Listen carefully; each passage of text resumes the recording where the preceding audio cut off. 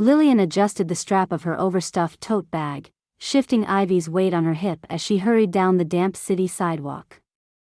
A grocery receipt fluttered out of her pocket, caught by the wind, but she let it go. The loss of 50 cents off frozen peas wasn't the biggest disaster in her life. Ivy yawned against her shoulder, her tiny fingers tangled in Lillian's scarf, and for a moment, the exhaustion in her little body mirrored her own. The subway entrance loomed ahead, the grimy metal rails slick from the drizzle, and Lillian quickened her pace. Her shift at the cafe had run late, and now she had exactly 14 minutes to drop Ivy at Mrs. Rodriguez's before sprinting to her next gig, a last-minute modeling job that paid in cash. It wasn't glamorous. It was barely even work. Stand still, look vaguely pretty, let someone drape an overpriced dress over you for a catalog and no one read. But it covered an electric bill or a week's worth of groceries, and at this point, dignity had long been a luxury she couldn't afford.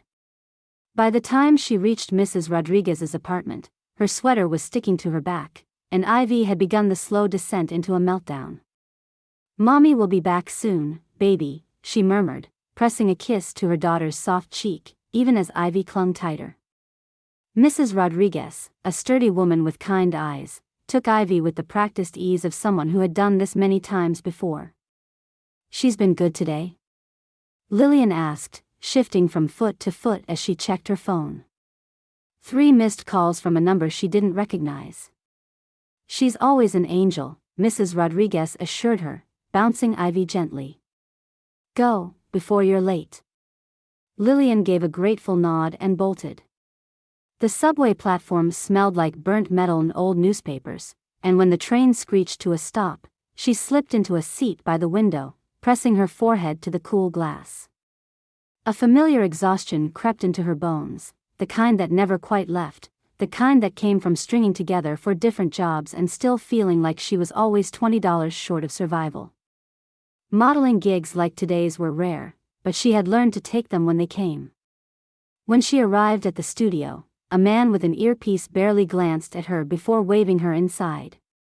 The space smelled of hairspray and coffee, the controlled chaos of assistants, stylists, and photographers moving around like a well-oiled machine.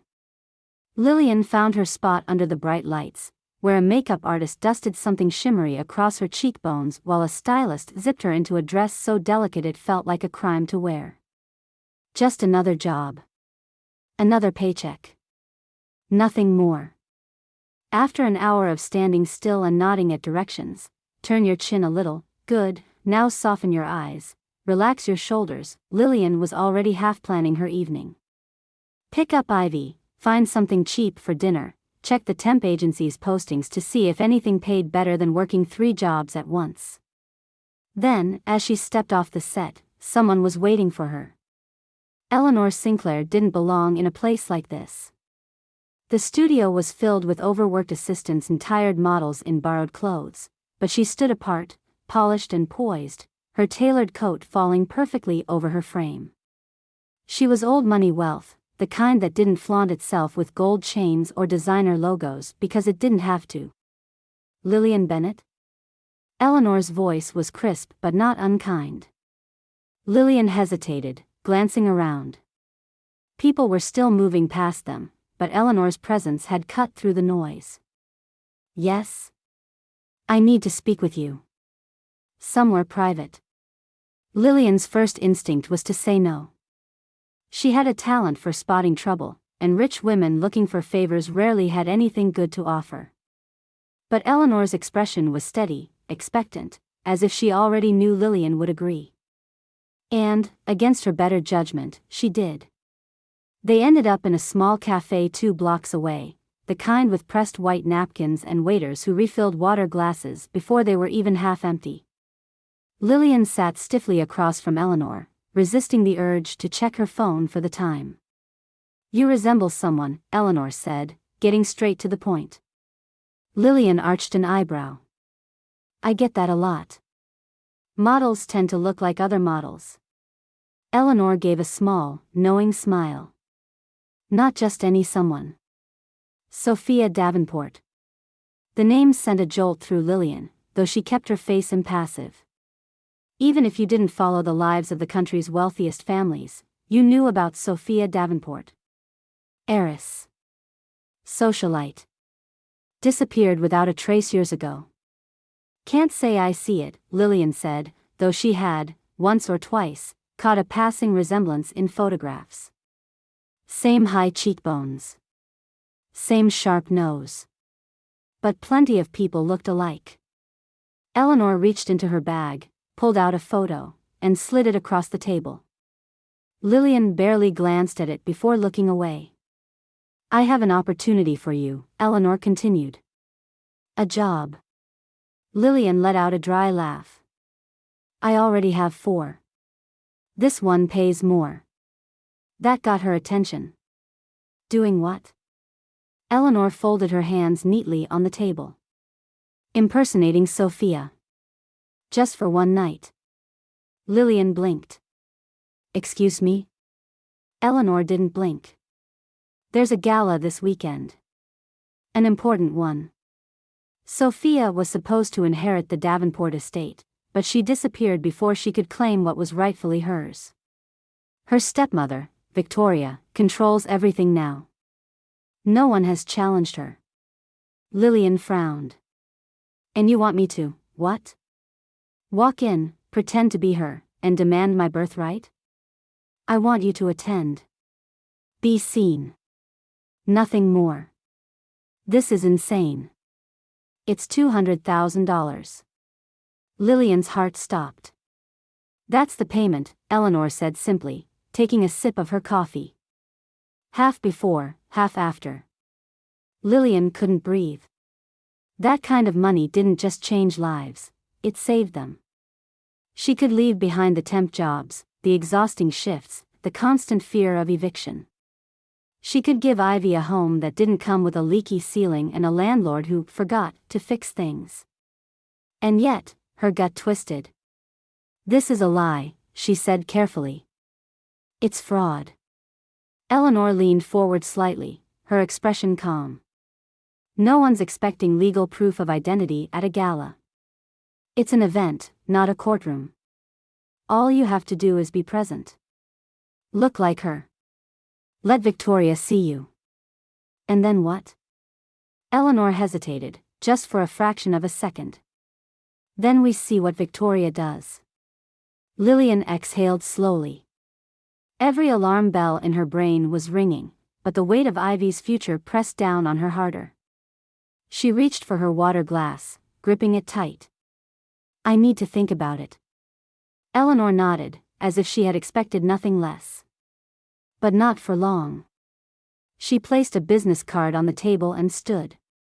The gala is in 3 days. As Eleanor walked away, Lillian stared at the card. Her reflection in the water glass distorted and unfamiliar. $200,000. She closed her eyes. And thought about everything she could do with it. Lillian sat in the chair as the stylist pinned the last section of her hair, twisting it into the sleek, effortless waves that had once been Sophia Davenport's signature. The color had been adjusted, her deep brown hair lightened to the exact shade of honeyed gold that Sophia had worn in the last photographs before she vanished. A few inches had been trimmed to match, layers falling just right around her face. The makeup artist had worked meticulously, contouring her cheekbones, subtly reshaping her brows, adjusting the softness of her lips. Eleanor watched from across the room, arms folded, the quiet overseer of Lillian's transformation. She had arranged for everything, the gown, the jewelry, the styling, even the meticulous selection of the right perfume. Diarissimo, Eleanor had said, handing over the small crystal bottle. It was her favorite. Lillian had never worn perfume that cost more than a cup of coffee, let alone something that smelled like old money and carefully guarded secrets. She dabbed it behind her ears, her pulse quickening as the scent wrapped around her. The gown was a masterpiece, custom-made in the same icy blue shade that Sophia had worn to her last public event. It clung in all the right places, the fabric whispering against her skin as she moved. The diamond bracelet on her wrist, borrowed from Eleanor's private collection, caught the light, winking at her like it was in on the joke. The mirror reflected someone familiar, yet entirely foreign. Lillian inhaled slowly, pressing her palms against the vanity table to steady herself.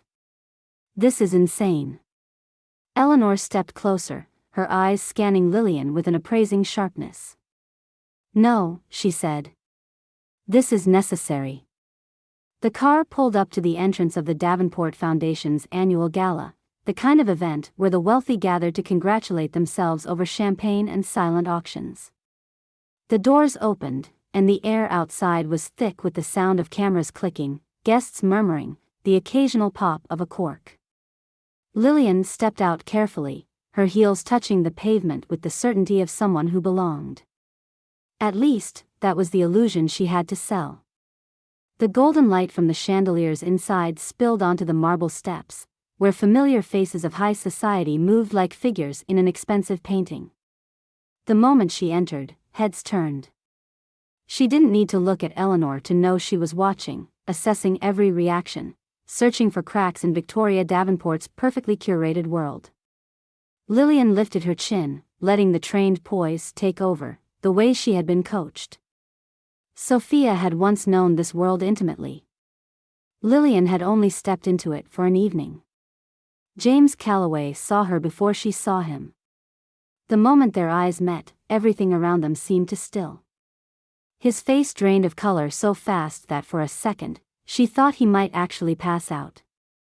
The glass in his hand trembled slightly, a ripple disturbing the deep amber of his whiskey. His lips parted, his throat working as if he were trying to form words, but none came. Lillian's own heartbeat faltered. There had been many possible reactions Eleanor had predicted: suspicion, anger, denial, but not this. James looked at her like he was seeing a ghost. His fingers tightened around the glass, his knuckles white, and then, barely above a whisper, the words left his lips. I thought you were dead. A rush of unease climbed up Lillian's spine, but she didn't break. She tilted her head slightly, as if considering his words, as if she had expected them. James took a slow step toward her, then another, the space between them closing as if drawn by some invisible force. His eyes darted across her face, searching, cataloging every detail. Lillian could feel the weight of his grief, thick and suffocating, pressing against her like hands trying to pull her under. He whispered again, barely audible this time, almost to himself. Sophia. A hand gripped his arm. Victoria had arrived. She stood poised, wrapped in the kind of elegance that came not from youth but from calculated experience. Her black gown was simple but deliberate, the diamonds at her ears an understated power move. She held her glass lightly, as if completely unbothered by the fact that a dead girl had seemingly walked back into her gala. But Lillian saw it.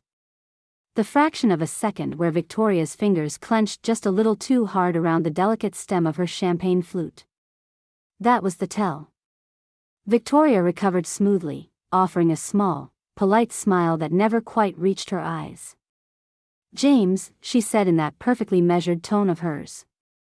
You're making a scene. James barely registered her voice. He was still staring at Lillian, still trying to make sense of what he was seeing. Victoria turned her gaze to Lillian, assessing her in a way that felt almost clinical. What an entrance. Eleanor, standing just beyond them, gave Lillian the most imperceptible of nods. The plan was working. Lillian forced a soft smile, just enough mystery behind it, just enough hesitation. It's been a long time, she said, her voice careful, measured. Victoria's lips curved slightly, but there was nothing warm about it. Indeed, she said. You must have a lot of stories to tell. Eleanor stepped forward then, effortlessly slipping into the conversation.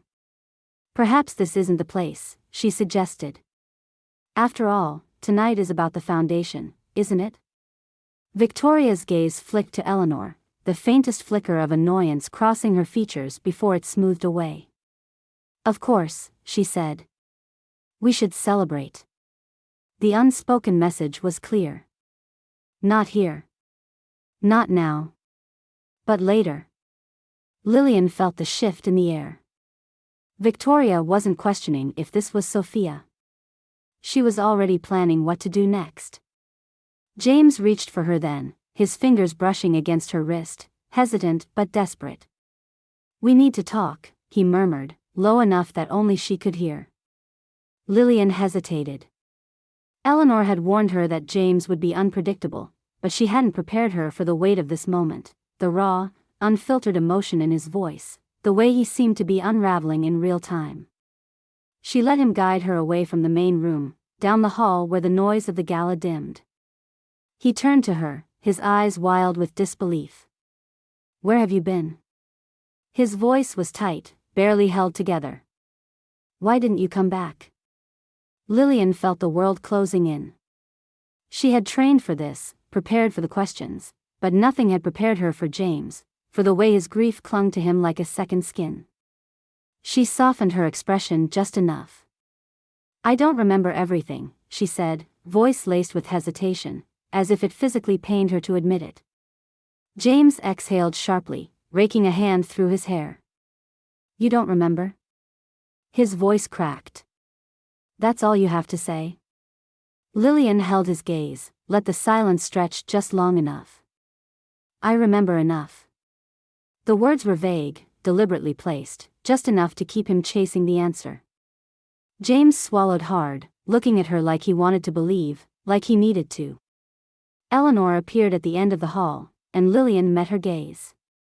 The plan was working. Victoria was hiding something. And James was falling apart. Victoria Davenport glided across the ballroom with the deliberate ease of someone who had been born to own any room she entered.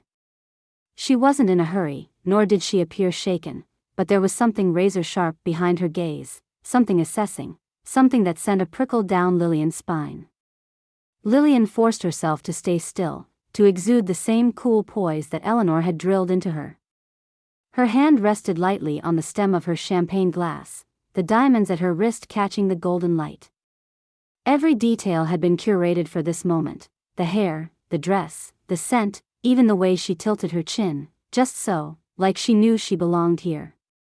Victoria stopped beside her, holding her own glass with the effortless elegance of a woman who had spent her life making others feel just a little less than. She smiled, the expression perfectly polite, but her eyes told a different story. "Well," Victoria said, her voice smooth as silk. "I have to say, you surprised me." Lillian returned the smile, keeping it soft, uncertain. "I imagine I've surprised everyone." Victoria hummed, swirling the champagne in her glass, eyes never leaving Lillian's face.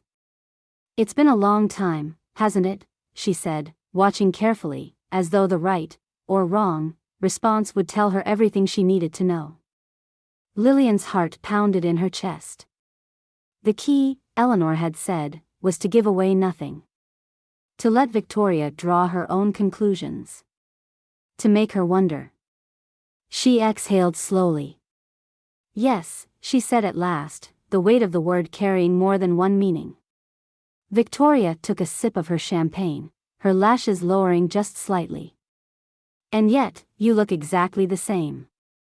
A test. A trap. Lillian tilted her head, let her fingers brush the side of her flute as if grounding herself. "Do I?" she asked lightly. "Maybe it's just good lighting." Victoria's smile didn't falter, but Lillian saw the way her grip tightened ever so slightly on the glass. She turned her body slightly, angling them away from the guests still pretending not to listen. "Tell me," Victoria continued, her voice warm but her words anything but. "Where have you been?" Before Lillian could answer, before she could come up with something clever, something vague, she felt James step in beside her.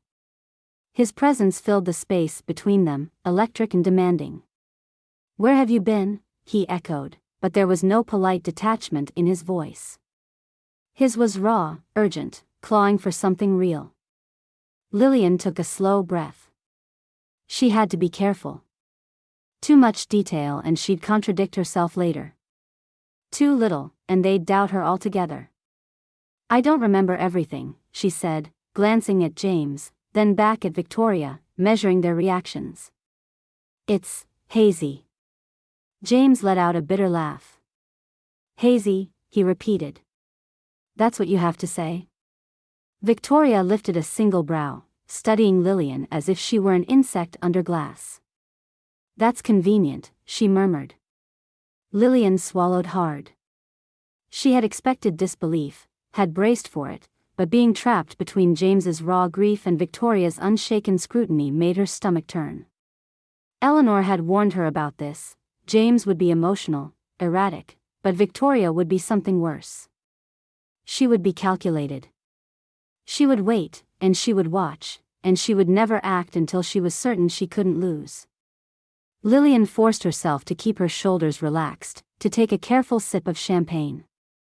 It wasn't convenient, she said finally. It was terrifying. James flinched, as if the words had reached something deep inside him. His fingers twitched at his side, and for the first time since the gala began, something shifted in his expression. Victoria, however, only smiled. I can imagine, she said, setting her glass down on the nearest table. It must be difficult, returning to all of this. Lillian nodded slightly, allowing just a hint of hesitation to flicker across her face. Victoria's gaze sharpened. You must come home. The words were like a thread pulled too tight, the air around them stretching thin. Lillian's pulse stuttered. This was it. You belong at the estate, Victoria continued, her voice full of warmth, of kindness, but her eyes were watching, waiting for a reaction. We'll have so much to talk about. Eleanor had warned her this might happen, had told her to expect it. But the reality of it still made her throat dry. James stepped in again, his voice quieter now. Yes, he said. Come home. For a second, Lillian thought she saw something flicker in his eyes, hope, maybe, or something even more dangerous. Victoria reached out, fingers light against Lillian's wrist. It's time, she said. Don't you agree? Lillian knew she should hesitate. Knew that too quick of an answer would make her look suspicious. But she also knew that if she declined, it would all fall apart. She inhaled, let her shoulders drop just slightly, like someone finally surrendering to the inevitable. Yes, she murmured. I suppose it is. Victoria's nails pressed lightly against her skin, a fleeting touch, barely there. Good girl. Lillian felt something twist inside her. Across the room, Eleanor lifted her glass, the signal they had agreed upon. The plan was working. James took a step back, exhaling slowly, his hand running through his hair. He looked at her like he was still trying to piece her together, like he wanted to hold on but wasn't sure what he was holding on to. Victoria, on the other hand, had already turned away, already moving back into the crowd, her mind working, wheels turning behind her calm expression. Lillian had agreed to go to the estate. Now, Victoria would make her move. Lillian found Eleanor by the bar, the older woman swirling the dark amber liquid in her glass. You did well, Eleanor murmured as Lillian sat beside her. Lillian exhaled shakily. I feel sick. Eleanor turned slightly, studying her. That means it's working. Lillian pressed her fingers to her temples. I need out, she whispered.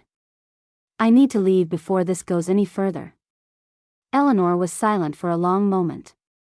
Then, softly, she invited you in. Lillian's chest tightened. Eleanor set her glass down. That means she isn't sure yet. But she will be soon. Lillian closed her eyes for half a second, the weight of the night pressing against her ribcage. This is too much. Eleanor placed a hand on hers, light, firm. You just have to hold on a little longer. Lillian shook her head, but Eleanor only held tighter. Not yet, she said. Not until Victoria makes a mistake. Lillian swallowed the panic rising in her throat. She had stepped into this willingly. But now she wasn't sure she would ever find a way out. The hotel suite was something out of a dream. The kind of place where champagne sat waiting in a bucket of ice, where thick white robes hung on hooks beside a bathroom bigger than Lillian's entire apartment.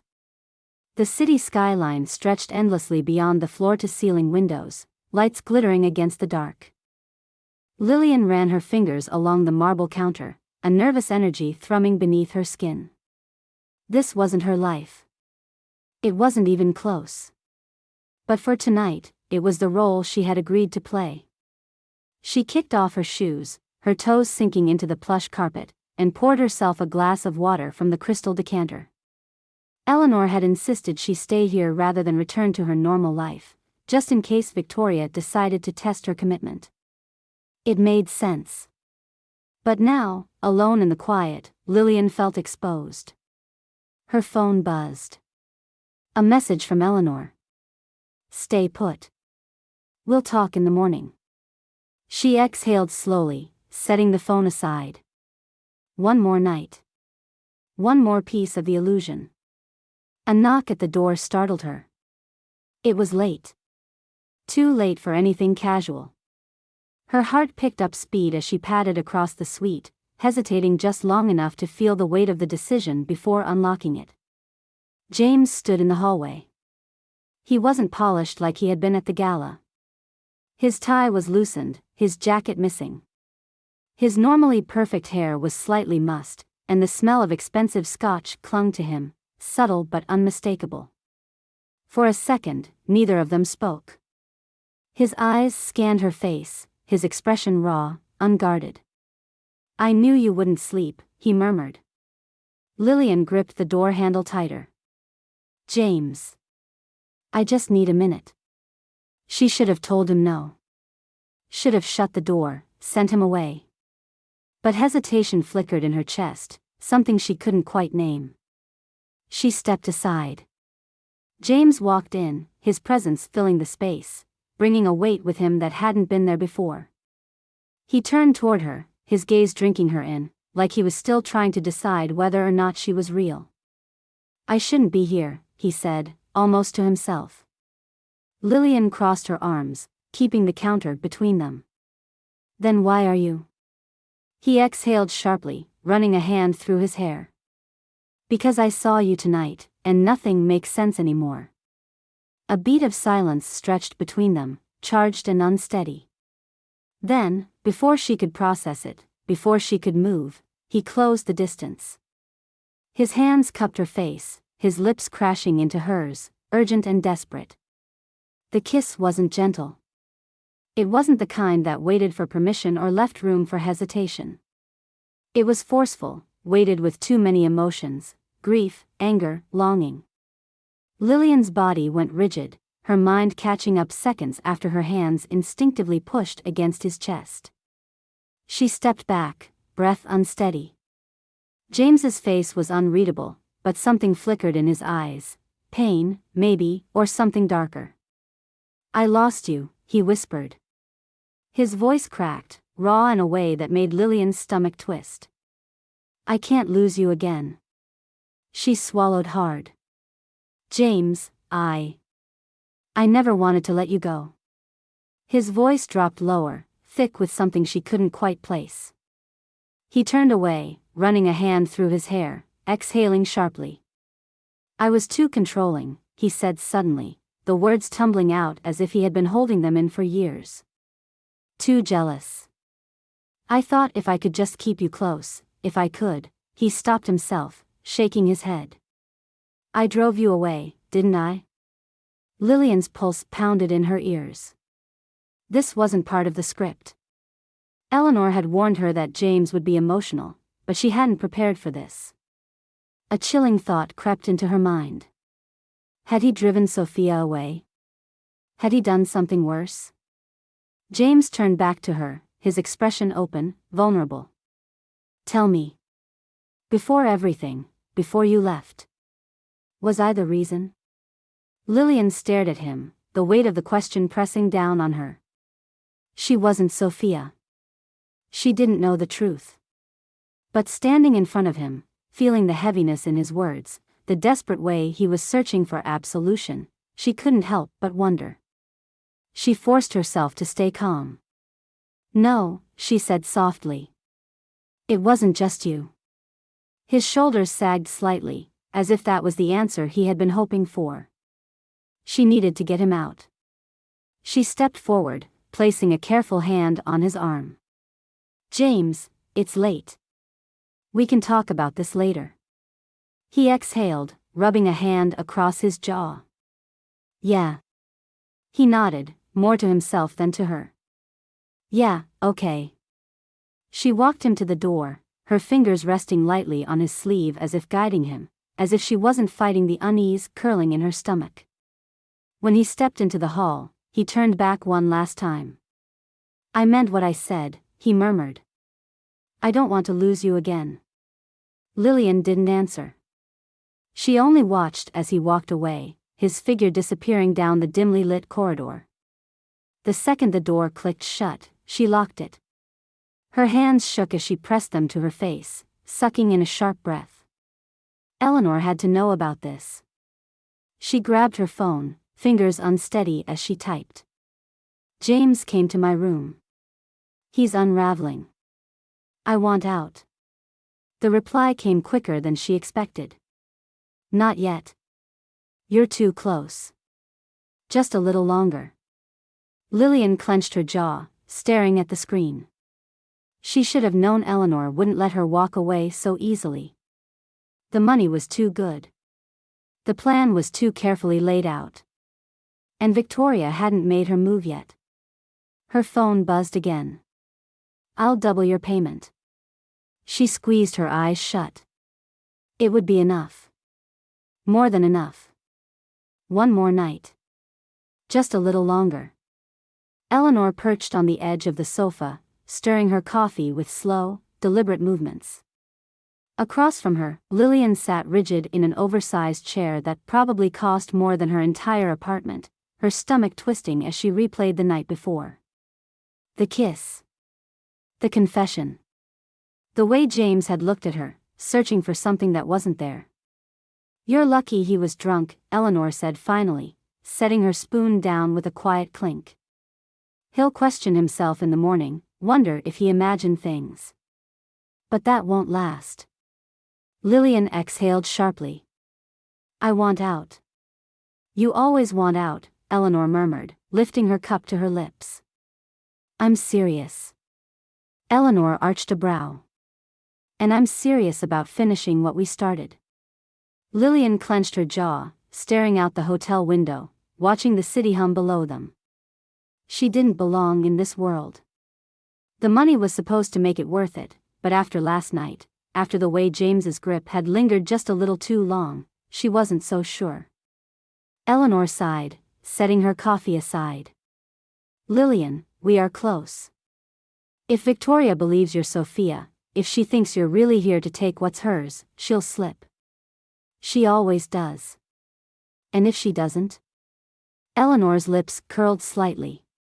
"She will." Lillian dragged a hand down her face. "And what if James?" "James is a distraction," Eleanor cut in smoothly. "Forget James." Easy for her to say. Eleanor leaned forward, her expression shifting into something sharper. "We set the trap now. 2 conversations. One with Victoria. One with James. We ask the right questions. We record everything." Lillian rubbed her temple, feeling the weight of it settle in her chest. "What do I say to Victoria?"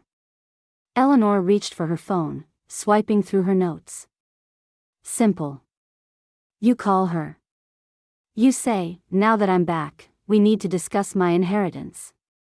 Lillian's stomach twisted. "That's it?" Eleanor nodded. "That's it.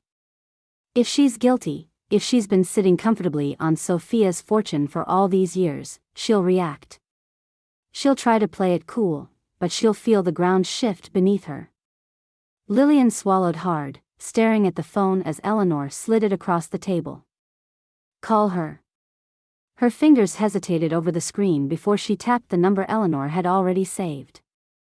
The line rang twice before a voice, smooth as glass, answered. "Victoria Davenport." Lillian's breath hitched. She forced herself to stay steady. "Victoria," she said, carefully mirroring Sophia's cadence. Now that I'm back, we need to discuss my inheritance. There was silence. It stretched just long enough to make Lillian's palms damp, just long enough for doubt to creep in. Then Victoria spoke. "My dear," she said, voice syrupy sweet, "what a surprise." Lillian gripped the phone tighter. Victoria's tone didn't waver, but there was something there, something brittle beneath the surface. "Of course, we can discuss that," she continued. "Why don't you come by the estate tomorrow?" Eleanor gave Lillian a quick thumbs up. Lillian forced a smile into her voice. "That sounds perfect." "Wonderful," Victoria purred. "We have so much to catch up on." The call ended, and Lillian let out a shaky breath. Eleanor smirked. "See? Easy." Lillian rubbed her hands over her face. "Yeah. Easy." Victoria didn't hesitate. She didn't ask for proof. She believed it. The Davenport estate was just as cold as Lillian expected. The walls were lined with art she would never understand, chandeliers dripping in crystals that cast fractured light across the marble floors. It was beautiful in the way that museums were beautiful, grand and perfect and completely lifeless. Victoria greeted her in the sunroom, the vast windows framing the gardens, her expression perfectly composed. "Sophia," she murmured, pressing a cool kiss to Lillian's cheek. Lillian forced herself not to flinch. Victoria gestured to the seating area, where a tea set was already arranged, delicate porcelain cups with matching saucers, small silver spoons resting beside them. Lillian sat stiffly, hands folded in her lap, her pulse a steady drum against her ribs. Victoria poured the tea, moving with the kind of elegance that came from decades of practice. "You must be overwhelmed," she said, handing Lillian a cup. "It must feel like stepping into a dream." Lillian took a careful sip, the heat burning her tongue. "I suppose it does," she said lightly. Victoria's lips curved faintly. "Of course, you'll want to get things in order now that you're back." Lillian tilted her head. "Things?" Victoria waved a hand. "Legal matters. Accounts. Your trust, of course." The words were warm, but her grip on the saucer was just a little too tight. Eleanor had been right. Victoria wasn't questioning whether Lillian was Sophia. She was already figuring out how to keep her under control. Lillian set her cup down. "It's strange," she mused. "Thinking of all that money sitting untouched." Victoria laughed, a rich, melodic sound. "Nothing has been untouched, darling." Lillian felt the hairs on her arms rise. Victoria reached across the table, her fingers light over Lillian's wrist. "Of course, Sophia has every right to her inheritance." Lillian forced herself to smile. Victoria smiled back. But it didn't reach her eyes. By the time Lillian returned to the hotel, her head was spinning. Eleanor was waiting in the suite, pouring herself a drink at the minibar. "Well?" Lillian sank into the couch. "She's not worried about proving who I am." Eleanor smirked. "Because she already knows." Lillian ran a hand through her hair, frustration bubbling in her chest. "What if she's not guilty?" Eleanor handed her a glass of something amber-colored. "She's guilty." Lillian wanted to believe her. She wanted to be sure. That night, as she undressed, something crinkled inside her purse. She reached in, fingers brushing against a small folded note. Her breath caught.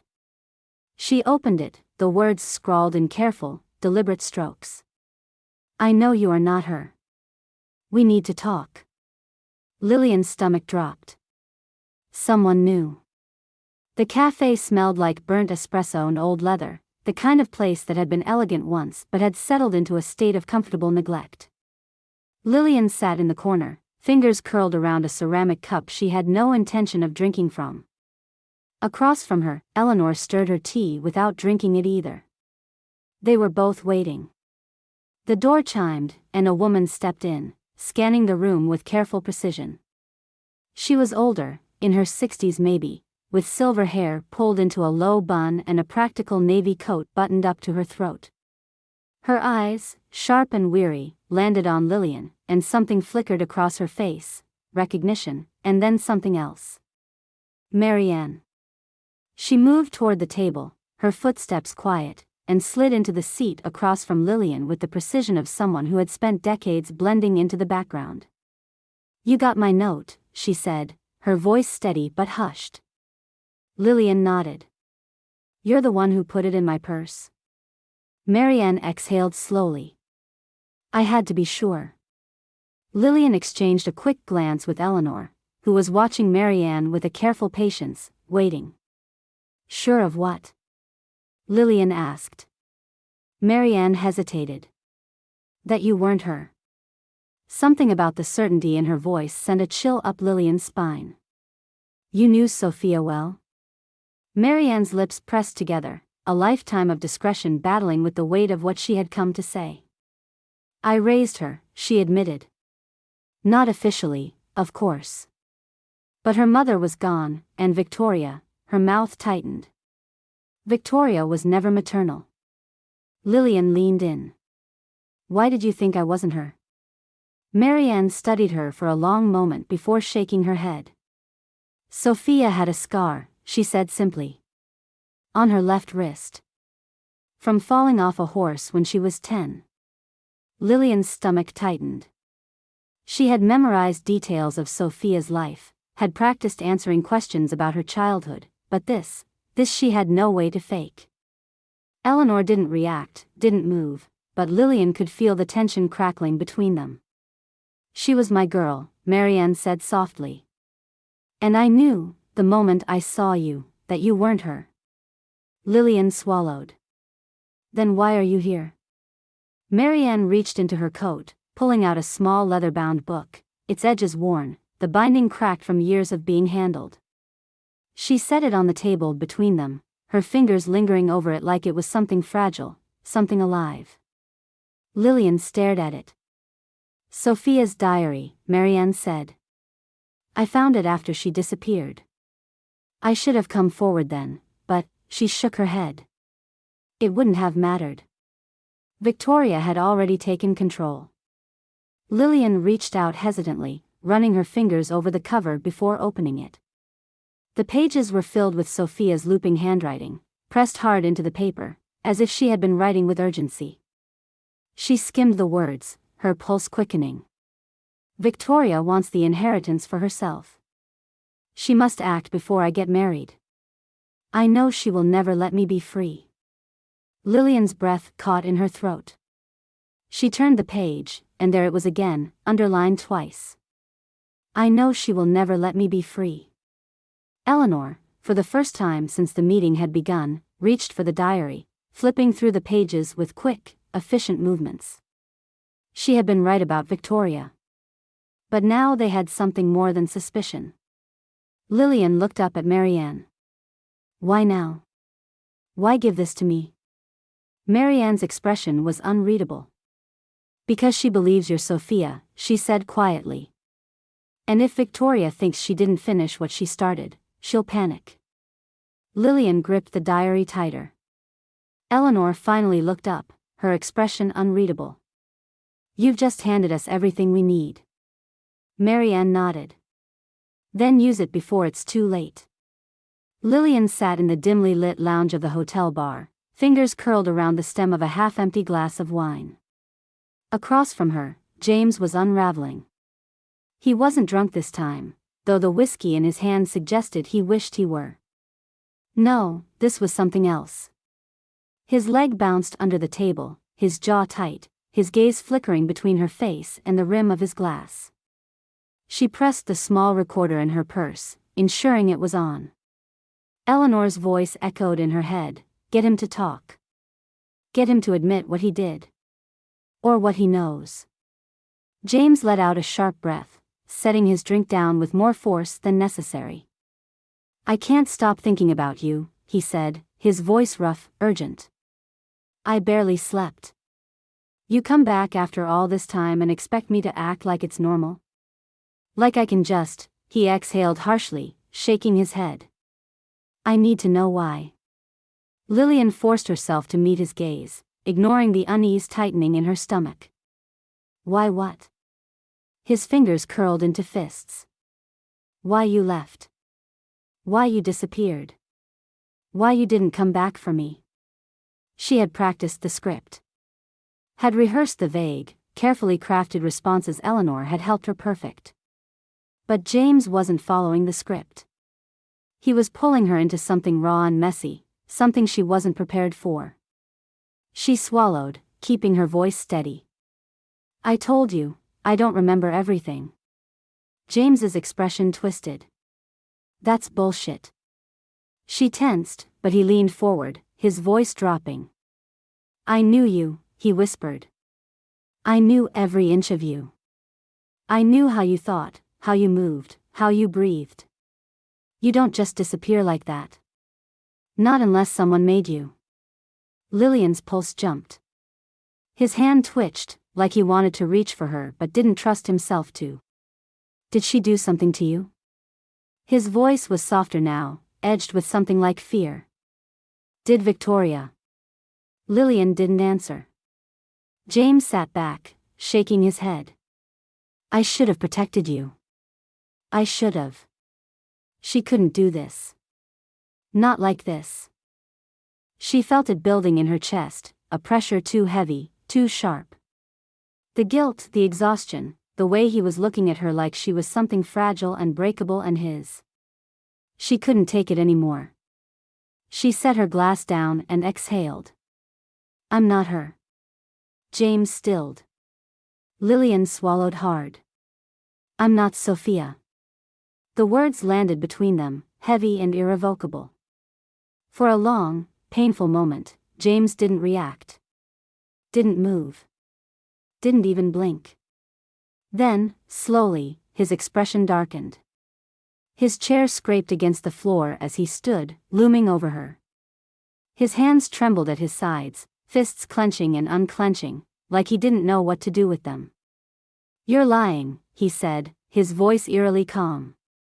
Lillian lifted her chin, ignoring the tremor in her fingers. No, I'm not. James let out a sharp, bitter laugh. You think this is a game? You think you can just, his breath hitched, his hands gripping the edge of the table. Who put you up to this? Lillian didn't answer. He stared at her, something wounded and furious in his eyes. Then, without another word, he turned and walked away. The moment he was gone, Lillian grabbed her purse, her fingers shaking as she shut off the recorder. It was over. James was going to tell someone. And there was nothing she could do to stop him. James had never been a man who sat with his anger. He needed to act, to do something, to reclaim a sense of control. So, the next evening, dressed in a tailored suit that fit him like armor, he arrived at the Davenport charity auction, a social event he normally would have skipped. But he knew Victoria would be there. And he needed answers. The room was filled with polished people holding champagne flutes and bidding on things they didn't need, their laughter light and easy. But James wasn't here to bid. Victoria stood near the stage, speaking to a group of donors, her smile poised, her posture perfect. She turned slightly at the sound of his approach, her expression flickering with mild surprise. James, she said smoothly. What a pleasant surprise. He didn't waste time. Did you know there's an imposter running around pretending to be Sophia? Victoria barely reacted. James watched her closely, waiting for the mask to slip, for the carefully crafted exterior to crack. But she only gave him a slow, assessing look, then took a sip of her champagne. I suppose it was only a matter of time before someone tried. James's jaw tightened. That's all you have to say? Victoria tilted her head, her smile just a little too sharp. What would you like me to say? James clenched his teeth. She fooled me. Victoria's lips twitched, just barely. Well, that is surprising. James bristled. Victoria glanced at her watch. If you're looking for an apology, I'm afraid I don't have one. If you were careless enough to let someone deceive you, that's hardly my concern. James exhaled sharply, dragging a hand through his hair.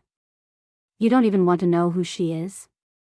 Victoria lifted a single brow. Does it matter? James stared at her. She was lying. She cared. And that was all he needed to know. Across the room, near the silent auction table, Eleanor watched. She hadn't planned to attend the event, but something in her gut had told her she needed to. And now, standing just close enough to overhear, she realized she'd been right. James was talking. And Victoria was listening. Lillian was in danger. Lillian had barely stepped into her hotel room when the knock came. Not a polite, tentative tap, but an urgent, deliberate pounding. The kind that made her stomach drop before she even reached the door. She didn't have to open it to know who was on the other side. Victoria Davenport. Lillian inhaled, forcing a steady breath. She had prepared for this moment, or at least Eleanor had. But knowing it was coming didn't make it any less terrifying. She turned the lock, smoothing her expression into something neutral, something just shy of surprised, before pulling the door open. Victoria stood there, flanked by two of her ever-efficient assistants, both of whom lingered just enough to be intimidating but not enough to draw attention. Victoria herself was impeccably composed, as always, but her eyes, cold, sharp, gave her away. You've had your fun, she said, stepping inside without waiting for an invitation. Now it's over. Lillian shut the door behind her, turning slowly. I don't know what you mean. Victoria's smile was brittle. Oh, don't be coy. It's exhausting. She tilted her head slightly, assessing Lillian like she was something under a microscope. Who sent you? Was it one of my husband's old friends? Some disgruntled former employee with an overactive imagination? Lillian didn't answer. Victoria took another step forward, eyes narrowing. Or was it James? Lillian stayed perfectly still. Victoria let out a humorless laugh. Of course. James. He always did like his little games. She crossed her arms, the amusement draining from her voice. But you've taken this one too far. Lillian forced herself to meet her gaze. I haven't taken anything. Victoria's expression sharpened. You're trying to steal from me. Lillian blinked. I'm trying to reclaim what's mine. Victoria scoffed. You really are committed to this performance, aren't you? Lillian shrugged, keeping her voice level. I'm only taking back what was supposed to be mine all along. Victoria's patience snapped. There is nothing for you to take. Lillian tilted her head. Because you already took it? Victoria's nostrils flared. Lillian moved carefully, just enough to reach for her phone in her pocket, tapping the record button without looking. She had no idea if this would work, but Eleanor had warned her. Victoria was calculated, but she had a breaking point. Lillian made her voice small, hesitant. Victoria, what happened to me? For a split second, there was no reaction. Then Victoria let out a sharp, bitter laugh. You really want to know? Lillian didn't say anything. Victoria took a slow step closer, voice dropping into something almost conspiratorial. Sophia was a spoiled brat. Entitled, reckless. Always thinking she was smarter than everyone else. Her lips curled. She thought she could take what wasn't hers. She thought she could outmaneuver me. Lillian's breath hitched, but she forced herself to stay in character. I don't remember. Victoria cut her off, her voice turning sharp. You remember plenty. You were always playing the victim, always whining about your inheritance, about how unfair it was that I was in charge. She let out a quiet laugh, full of disdain. You were nothing but a child throwing a tantrum. Lillian swallowed hard, her fingers tightening around her phone. And you couldn't let me have it.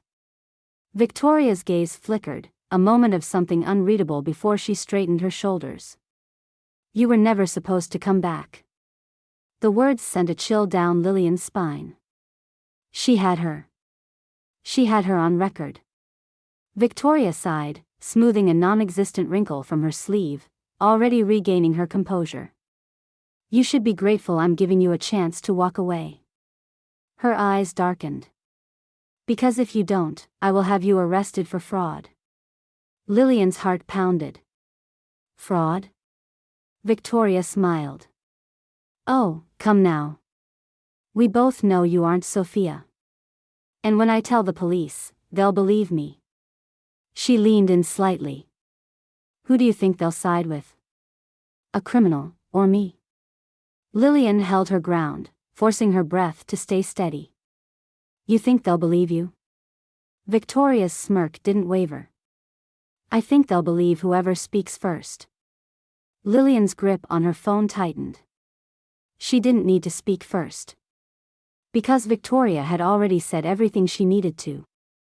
Lillian practically sprinted to Eleanor's suite, her hands still shaking as she pressed play on her phone. The moment Victoria's voice filled the room, cold, sharp, damning, Eleanor closed her eyes and exhaled, a slow, satisfied sound. Well, she murmured, leaning back in her chair. That's that. Lillian dropped onto the couch, pressing her hands to her face. You think this is enough? Eleanor smirked. Oh, sweetheart. She lifted her glass. It's more than enough. Within the hour, they were at the police station. Eleanor handled the conversation with the detectives, sliding the phone across the desk with the ease of someone who had been in this position before. She was calm, collected, perfectly poised as she explained, in crisp, carefully chosen words, that Lillian had not committed fraud, that she had only stepped into the role because she had been led to believe there was something to uncover. The detective played the recording twice. Then a third time. Victoria's voice, smooth and lethal, filled the room. You were never supposed to come back. Lillian clenched her fists in her lap, watching as the detective leaned back in his chair, rubbing a hand over his chin. He exchanged a glance with his partner. We'll handle this, he said finally. Eleanor nodded, as if she had never expected anything else. Lillian didn't breathe again until they were outside. Eleanor turned to her, eyes glinting. Now, she said, we wait. The wait wasn't long. The next morning, Victoria made good on her threat. She called the police, spinning a careful tale of fraud, of deception, of a woman pretending to be someone she wasn't. She had barely finished her rehearsed outrage before the officers on the other end of the call informed her that they already knew. That the woman she was accusing had already come forward. And that they were on their way to her estate. Victoria barely had time to react before the doorbell rang. The officers stood at the entrance, polite but firm. And this time, she was the one being arrested. Lillian sat at her kitchen table, the glow of the afternoon sun casting long shadows across the cheap laminate surface. Her phone buzzed again, vibrating against the wood, the same name flashing on the screen. James Calloway. She had been expecting this call. Dreading it, really. He had been persistent, texting, leaving voicemails, always polite, always controlled, but undeniably insistent. James wasn't the type to let things go. And now that Victoria was gone, now that the truth had unraveled in the ugliest way possible, he was reaching for something to hold on to. Lillian wasn't going to be that something. The phone rang again. She sighed and picked up.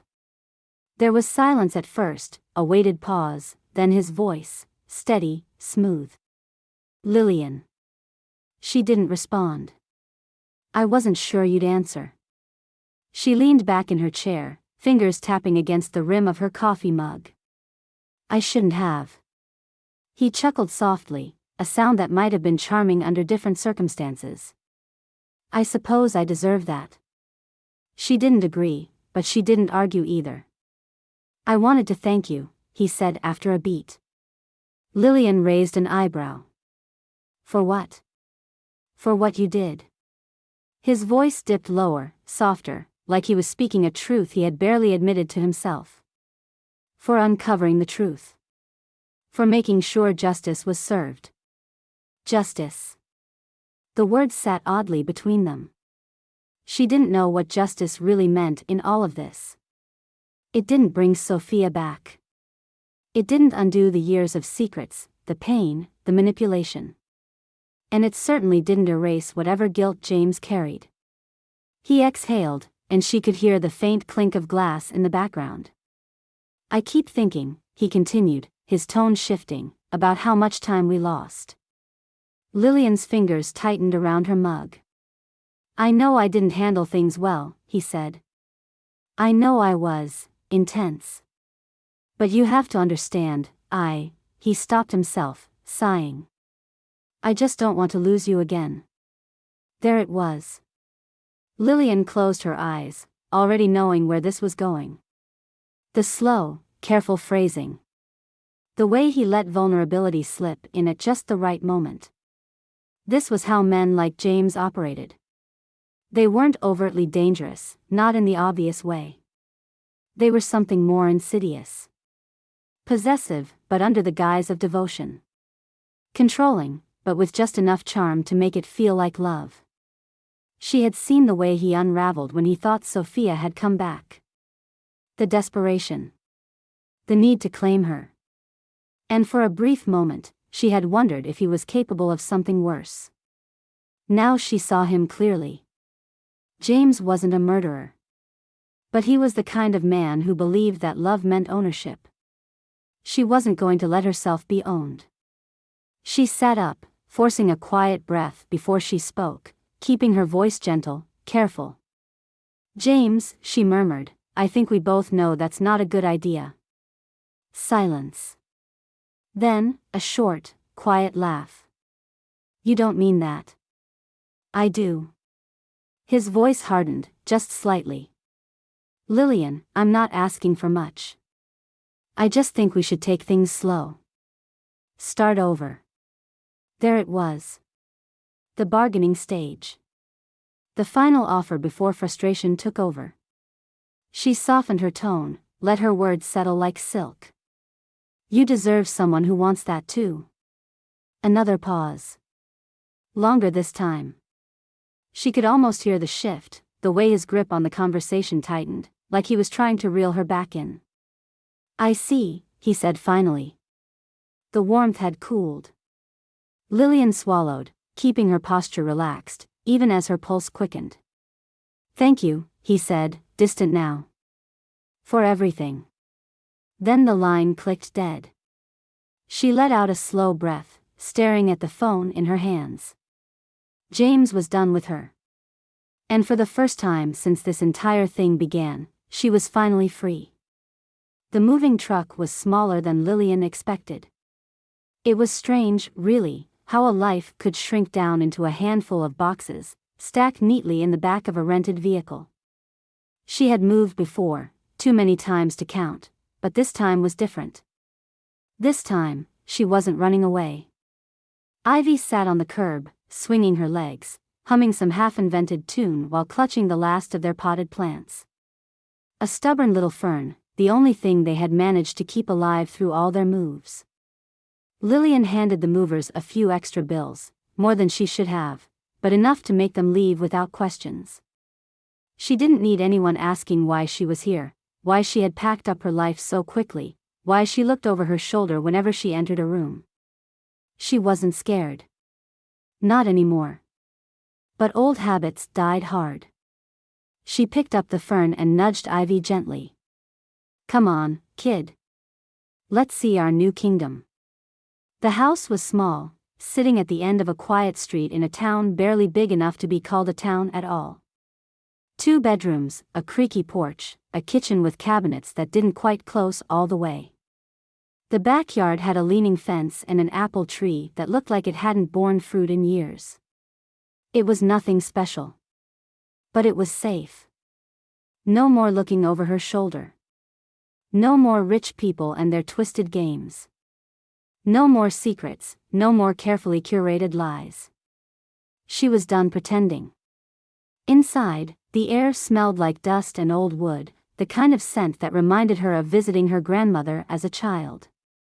Ivy ran ahead, claiming the bedroom with the biggest window, while Lillian stood in the doorway, letting the quiet settle around her. She had told herself that this was what she wanted. A small life. A quiet life. She would make it work. The first few weeks passed in a blur of unpacking, of adjusting, of learning where the closest grocery store was and which gas station had the cheapest coffee. She took a job at a local bookstore, the kind of place that didn't pay much but didn't expect much either. It was slow, predictable. No high society drama, no whispered threats behind closed doors. Just shelves of books and customers who actually said thank you. At night, after Ivy had fallen asleep, she would sit on the porch with a cup of tea, listening to the hum of crickets and the occasional distant bark of a dog. Sometimes, her mind would wander.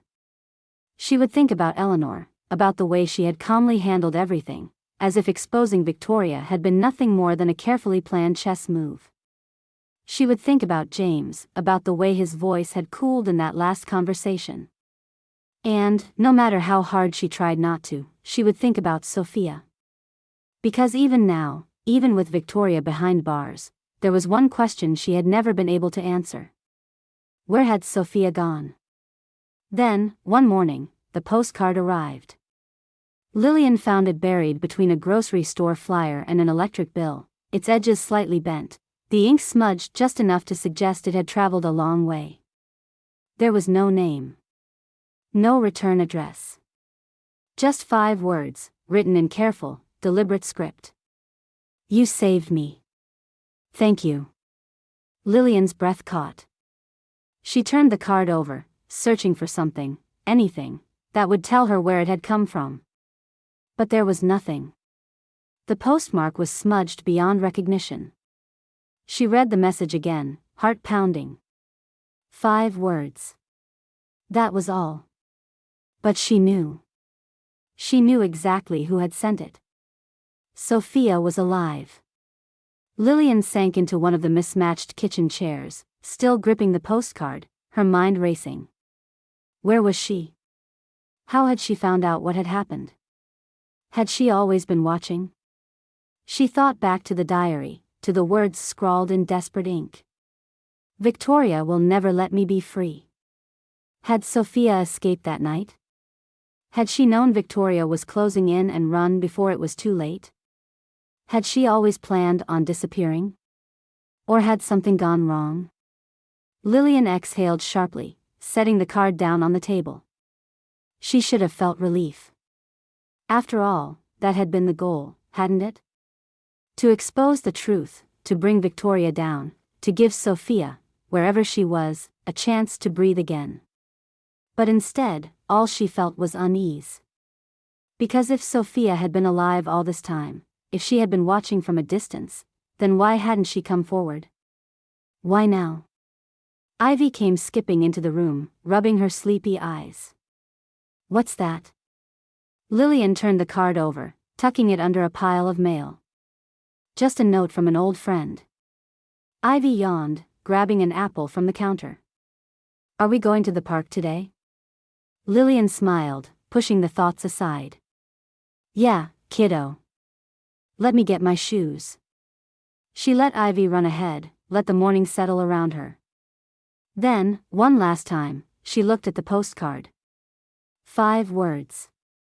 5 words that told her, without a doubt, that this wasn't over.